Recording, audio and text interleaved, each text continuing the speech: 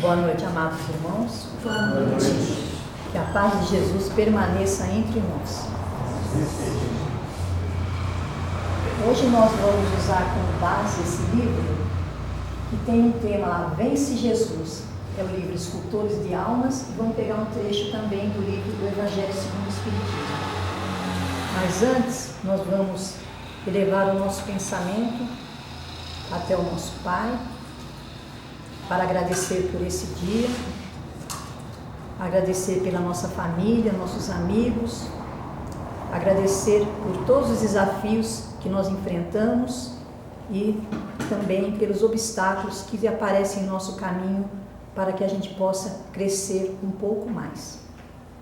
Senhor, ilumina a vida de cada um que aqui está hoje e suas famílias, que possamos, Senhor amado, dentro da sua seara, levar o amor, levar a gratidão e a solidariedade.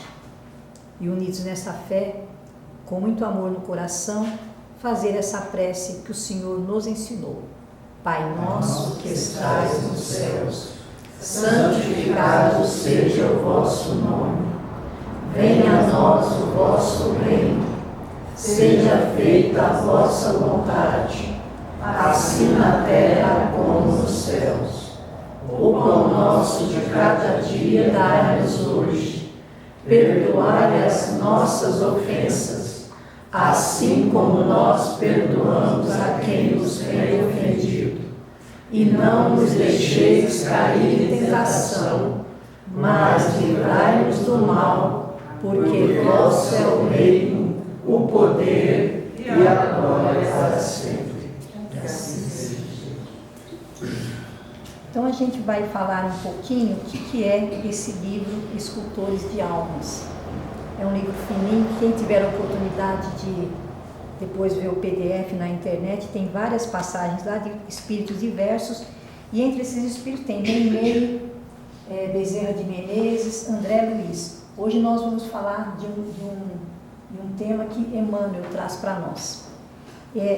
Vamos falar um pouquinho aqui, olha, através da psicografia de Chico Xavier, diversos benfeitores espirituais trazem nesta obra as palavras de ânimo, fé e renovação, apontando ao leitor caminhos seguros pelos quais poderá trilhar a vida com mais paz e harmonia. Em uma linguagem figurada, esses espíritos podem ser comparados a escultores de almas, conforme sugere o título do livro, por causa das profundas transformações que suas palavras promovem no coração daqueles que procuram por dias melhores. Então, quando a gente procura uma leitura, a gente está procurando realmente, um aprendizado para um dia melhor. E Emmanuel, ele faz o prefácio desse livro também. Como o trecho é pequenininho, a gente pegou e ficou interessante porque ele fala para nós assim, ó. Na civilização da atualidade, todos nós, os espíritos em evolução na Terra, temos mais ou menos qualidades e defeitos. Estamos nos braços da vida, em condições semelhantes às pedras valiosas submetidas ao trabalho do burilador. Cada pequenino ponto trabalhado é um pingo de luz. E podemos dizer que cada um de nós somos um pingo de luz. Cada vez que nós somos trabalhados, nós somos esse pingo de luz. As páginas simples deste livro representam o esforço dos orientadores da espiritualidade maior que, nos advertindo ou confortando, estão usando o buril da sabedoria por eles já conquistada sobre a região de nossas deficiências, a fim de que aprendamos a raciocinar e discernir. Vamos pensar positivo, a gente não sabe quanto tempo, mas também, quem aqui um dia também poderá, às vezes, estar psicografando uma obra, né? Não sabe, não sabe 100 anos, século, mas vamos pensar assim, porque esses espíritos já passaram por tudo isso também para chegar nesse ponto de transmitir uma palavra para nós. Em suma, existem blocos de pedra ou valor potencial, tanto na vida física do mundo quanto no além. No estágio de progresso em que nos achamos, todos nós necessitamos do buril retificador. Este livro é, pois, um conjunto de lições e regras unicamente para as criaturas encarnadas, mas um volume dos mais simples, capaz de conduzir-nos a escalar cimos da vida e sermos preparados por nossos benfeitores espirituais para, através do amor e da dor, sermos esculpidos por eles, melhorando a nós mesmos, mesmo na construção do mundo melhor. Emmanuel. Isso foi escrito, essa psicografia foi em Uberaba, em maio de 1987, ou seja, tem 37 anos que isso foi escrito. Agora vamos lá, Vence Jesus. Nós vamos ver aqui, vocês vão lembrar que algumas personalidades, alguns líderes que nós vamos estar mencionando, vocês aprenderam na escola, lendo livros, filmes, todos eles trouxeram alguma coisa, ou deixaram uma coisa positiva ou não. E aí vocês veem no final quem realmente acaba ficando no nosso coração. Vence Jesus.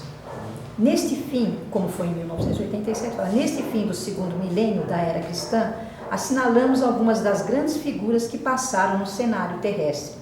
No primeiro século deste milênio, de intensas transformações, vemos desfilar homens inesquecíveis pelo que realizaram na ciência, no relacionamento dos povos, nas artes e na religião.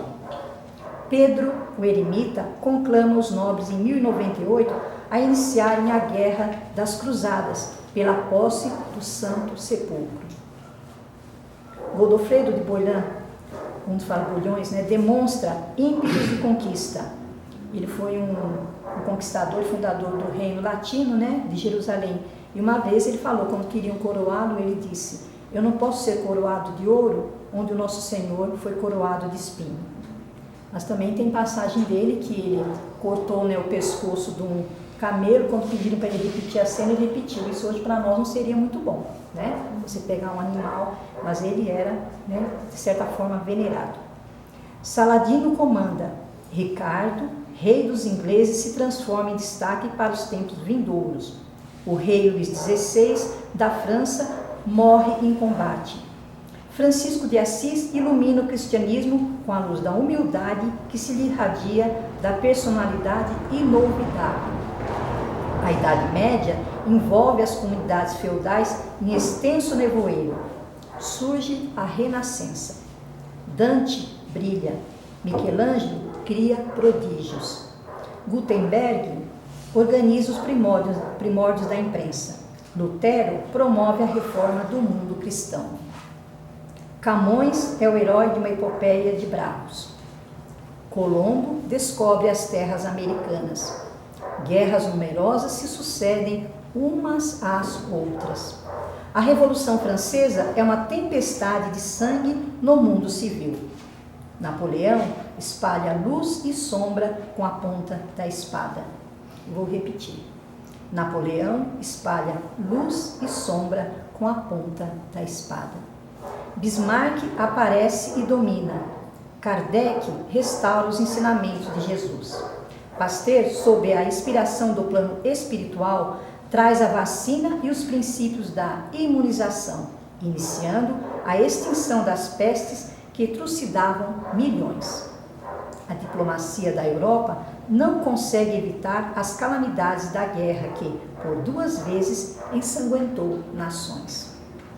E daí, até hoje, homens e senhoras ilustres se salientaram à frente do mundo, mas todos passaram, exceto de Kardec, caindo no esquecimento da alma popular, conquanto se mantenham nos eventos da história. Mas nós estamos aqui para sempre estar lembrando, Mas um nome permanece cada vez mais vivo na tela dos corações humanos: Jesus Cristo. Por isso mesmo, podem as criaturas da terra se conturbarem nos piores conflitos, criando armas de destruição e filosofias materialistas. No entanto, estejamos certos de que todos os cultivadores da violência e da crueldade passarão como passaram seus antecessores, e viverá conosco para sempre a presença de Cristo, induzindo-nos a repetir em toda parte a permanente afirmativa: vence Jesus. Emmanuel. Amados irmãos, quando a gente vê todas essas pessoas mencionadas que nós estudamos, na história, tudo, a gente vê, eles ficaram, mas de alguma forma, nós vimos que Jesus, ele está aí trazendo seus ensinamentos, e quando Kardec trouxe a codificação, que hoje nós estamos aqui para aprender, quando cada um de nós aqui hoje encarnados e desencarnados, procuramos uma palavra, um ensino, procuramos uma vibração no passe, na realidade a gente também está procurando esse ponto de luz. De alguma forma, um dia, isso não é arrogância, podemos ser sim escultores de almas, porque é para isso que nós viemos aqui. Nós não estamos aqui para sempre falar, eu sou ruim, eu sou pior, não. Não ser, lógico, ter arrogância de achar que já está no máximo, mas todos os dias dá um passo. Quando vier um pensamento ruim, tira. Quando vier um julgamento sobre um irmão, tira. Porque nós ainda achamos que tudo está no outro e inicia em nós. A gente fala da maldade do mundo, fala em mudar o mundo. Nós temos que começar a mudar o mundo a partir de nós. Se cada um de nós mudar um pouquinho do nosso mundo, a nossa volta já passa a ser diferente. Tanto é que os irmãos podem ver que às vezes uma mesma pessoa, se você colocar ela na frente, cada um vai ter uma visão diferente dela. Talvez alguém veja muita bondade em você, outro não. O problema é você? Não. É a pessoa que tem essa visão. Então, qual é a visão que você está tendo das pessoas? Será que nós estamos se projetando no outro? Ah, mas não, Regina, aquele lá tem maldade mesmo, eu vejo, eu sinto, eu sei. Será? É aí que nós temos que ter compaixão. E a doutrina espírita cristã nos trouxe isso. De ter essa bondade e compaixão com o outro que mais precisa. Porque quem já está evoluído, já está caminhando, está ajudando outras almas. Está esculpindo outras almas.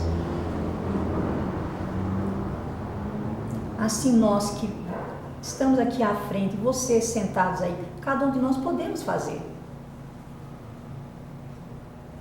Quando ficamos na água, quando ficamos na porta, quando ficamos lá. E quando a gente começa meio que brigar por posto, o questionamento é nosso. Nós que ainda estamos nessa vaidade. No trabalho. Porque a gente está aqui para amar. A gente está aqui para fazer essa bondade com a nossa família. Vimos aqui um exemplo de amor, olha lá, a mãe e o filho, é um exemplo de amor. Não é? Porque quando a gente procura, independente do que tem lá fora, a gente consegue estar unido, isso é muito importante. Quando a nossa irmã, que não falta de jeito nenhum, não veio a semana passada para ficar com a irmã dela, isso é amor. Porque a avó está doente que ela vem, viu gente? Ela senta aí e fica, mas pela irmã ela foi. Porque a nossa coisa começa na família mesmo. É na família. Por isso você que às vezes tem aquele irmão, aquela irmã, esposo, esposa, tia, que às vezes você ainda acha que te agride.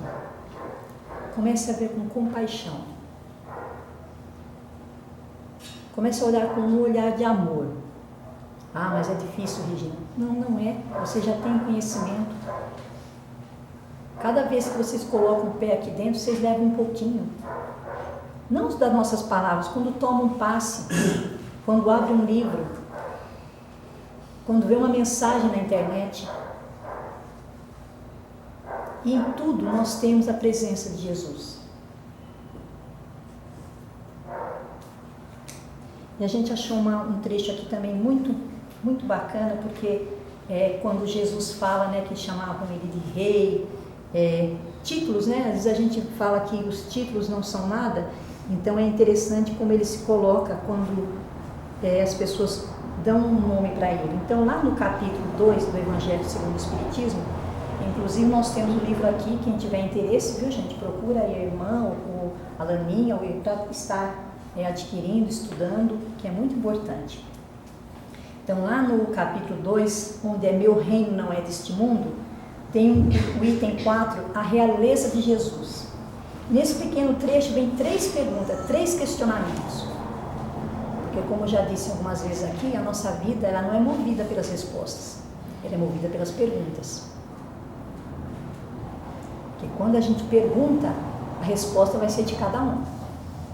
A realeza de Jesus, que não é deste mundo, aí ele faz essa pergunta, que não é deste mundo o reino de Jesus, todos compreendem, mas também na terra não terá ele uma realeza?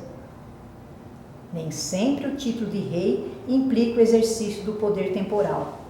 Dá-se esse título por unânime consenso a todo aquele, pelo seu gênio, ascende a primeira plana numa ordem de ideias quaisquer. A todo aquele que domina o seu século e influi sobre o progresso da humanidade. É nesse sentido que se costuma dizer, o rei, essa realeza oriunda do mérito pessoal, consagrada pela posteridade, não revela muitas vezes preponderância bem maior do que a que cinge a coroa real? Aí vem a resposta. Imperecível é a primeira, enquanto esta outra é joguete das vicissitudes. As gerações que se sucedem à primeira sempre a bendizem, ao passo que, por vezes, amaldiçoam a outra. Esta, a terrestre, acaba com a vida. A realeza moral se prolonga e mantém o seu poder, governa sobretudo após a morte. Para concluir, vem a última pergunta.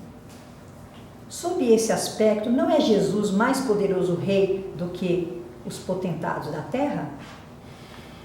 Razão, pois, lhe assistia para dizer a Pilatos, conforme disse, sou rei, mas o meu rei não é deste mundo.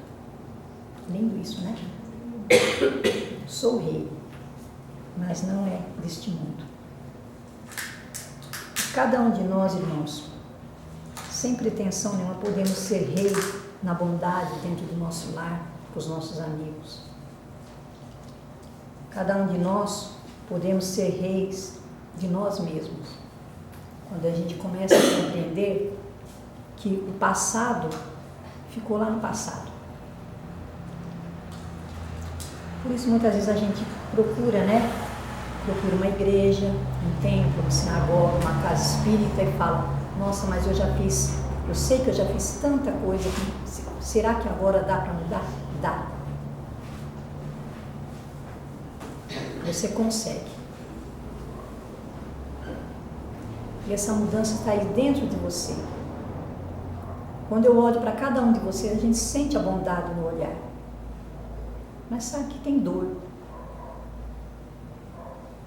Às vezes a dor é mais forte do que o amor. E como já colocamos algumas vezes aqui, a dor sempre vai existir. Mas o sofrimento, ele é opcional. Por isso, se você está sofrendo, irmão, comece a avaliar o que o nosso Mestre Jesus passou aqui, os exemplos que ele deixou, essas pessoas que foram citadas hoje, que ficaram na história e hoje são simplesmente estudo de história na escola, tema de filmes. Mas Jesus está lá, na tela do coração. Você não precisa vê-lo fisicamente, você precisa senti-lo. É um Jesus que não discrimina ninguém. É um Jesus que está o tempo todo do nosso lado. E se alguma vez você se sentiu desamparado, tenha certeza, Ele estava ali. Como Ele está agora aqui entre nós. Como cada um de nós aqui tem o nosso anjo guardião. Por isso que é tão importante, às vezes, quando formos fazer a nossa prece, o irmão que a semana passada falou sobre a oração, a gente pedir o fortalecimento do nosso anjo da guarda, sim. Que nós temos os nossos guias, o nosso mentor, o nosso anjo da guarda. E entender, amados irmãos, que nunca estamos sozinhos. Às vezes podemos não ter uma figura física do nosso lado, mas nunca estamos sozinhos. E nós vamos dar um exemplo como nós não estamos sozinhos. Muitas vezes nós estamos pensando, triste, preocupado com alguém. Aí vem uma amiga, manda uma mensagem, pergunta como a gente está. Lembrou da gente. Jesus se fez presente aqui. Eu sinto muito isso e eu me emociono quando eu sinto isso. Porque há dias que a gente pode até se sentir sozinha com tantas pessoas em volta. Mas quando alguém lembra ali de mandar uma mensagem, a irmã sempre coloca alguma coisa, ela também. Então, todos os irmãos que quando colocam uma coisa, lembrou. Então, por isso, tenha certeza. Com o tempo, qualquer um de nós podemos ser escultores de almas. Não importa o tempo. Porque esses escultores de almas já passaram por muitas coisas. E já tiveram. Veja o caso de André Luiz. Aqui tem um texto muito bonito de André Luiz. Meimei. Bezerra de Menezes. Porque muitas vezes nós idolatramos esses espíritos, mas a gente esquece que eles também passaram por toda uma coisa, um burilamento. Eles não chegaram aqui santos, fazendo milagres. Não. Como nós também não. E nós estamos aqui, que é essa escola. Meia hora que a gente ouve de mensagem aqui, um pouco que a gente toma passe, no dia a dia que a gente dá um sorriso, ajuda uma pessoa quando precisa, tem uma palavra amiga, tem um ouvido. É isso que Jesus quer da gente. Ele não quer mais do que isso. E que cada um de nós possamos fazer isso. Por mais simples que seja. Respeitando a natureza. A gente veio agora, sobre as queimadas, então a gente critica, fica chateado. Mas vamos cuidar do nosso pedacinho. Por menorzinho que seja. Vamos cuidar. Vamos amar. Vamos ter momentos de raiva? Vamos. Vamos ter momentos de ansiedade? Vamos. Mas é como a gente sempre coloca, não deixa isso ser maior do que você. Não deixa isso predominar. Todos nós já conseguimos isso. Sabe por que nós conseguimos? Porque nós acreditamos em Jesus. Acreditamos na sua bondade.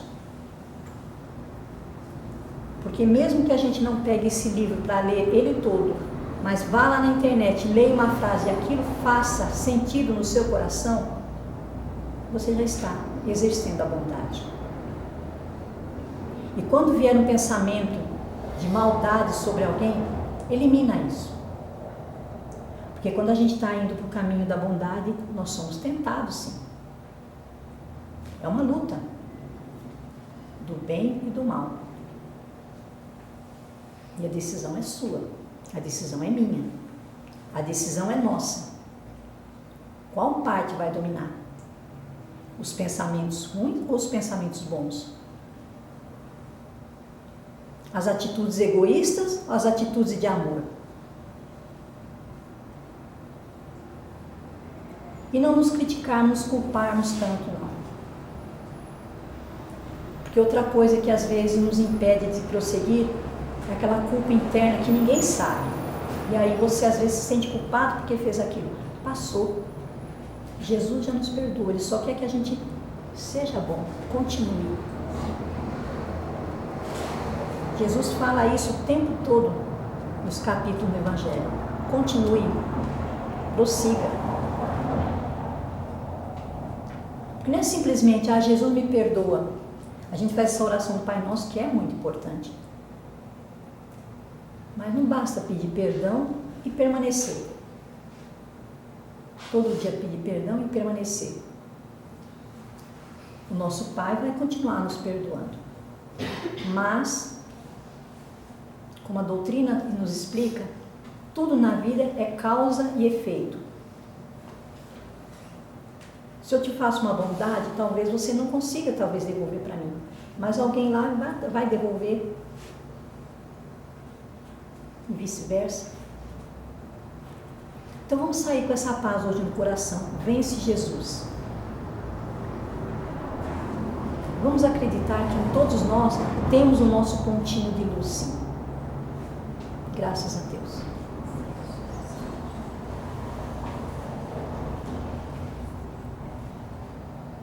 Mestre Jesus, neste momento, queremos agradecer a sua presença em nossas vidas, agradecer pelo mentor da nossa casa e por todos que aqui estão hoje. Pelo anjo da guarda de cada um, fortalece, Senhor. Que possamos, Senhor amado, levar um conforto, uma palavra amiga, ou mesmo um pensamento de amor. Que a água que as pessoas trouxeram possam ser fluidificada para todos. E que a água também lá na porta, Senhor, também tenha o mesmo efeito. Ilumina os caminhos de cada um. Nos fortalece, Pai. Nos ajuda, Senhor, no fortalecimento físico, espiritual e moral. Que a gente possa se lembrar das suas palavras, dos seus ensinamentos, dos seus exemplos. E unidos nessa fé, vamos agora, Senhor, fazer essa oração à Mãe Maior. Ave Maria, cheia de graça, o Senhor é convosco. Bendita sois vós entre as mulheres. Bendito é o fruto do vosso ventre, Jesus. Santa Maria, Mãe de Jesus, rogai por nós, pecadores, agora e na hora do nosso desenlace. Assim seja. Graças a Deus. E aproveitando para reforçar o convite, irmãos, dia 24 de setembro, hoje é dia 6, né, irmão? 5.